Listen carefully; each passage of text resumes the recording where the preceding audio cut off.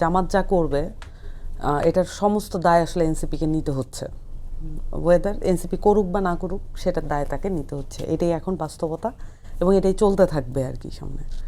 এখন দুঃখজনক ব্যাপার, কারণ আমরা অন্তত পার্টির ভিতরে এরকম মনে করি না, নারীদের ব্যাপারে আমরা এরকম মনে করি না। পরবর্তীতে দেখলাম তার যে মন্তব্য, এই মন্তব্য যেই মাধ্যমে, সোশ্যাল মিডিয়ার যেই মাধ্যমে তিনি দিয়েছেন, সেটা নিয়ে একটা বিস্তর আলাপ আলোচনা।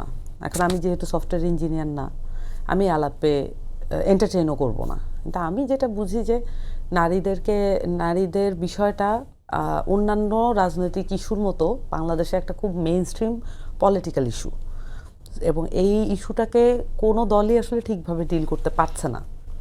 এবং যদি এমন হয় যে আমার কোনো নারী প্রার্থীকে যদি এমন হয় যে মাথায় কাপড় না দেওয়ার কারণে তার লিফলেট বিলি করতে দেওয়া হবে না, বা আমার কোনো নারী প্রার্থীকে যদি এমন হয় যে মাথায় কাপড় না দিলে তার সাথে কাজ করা যাবে না, এই ধরনের পরিস্থিতিও তো আমরা চাই না। তা আমি আসলে মনে করি যে নারীরা নারীদের এক ধরনের ঐক্যবদ্ধতা দরকার, এটা অ্যাবভ অল পার্টি, কিন্তু সেটার এক ধরনের কনসেনসাস বিল্ড করা প্রয়োজন। আমি মনে করি এই যে প্রয়োজনীয়তা, এই অভ্যুত্থানের পরে এক ধরনের নতুন প্রয়োজনীয়তা তৈরি হয়েছে।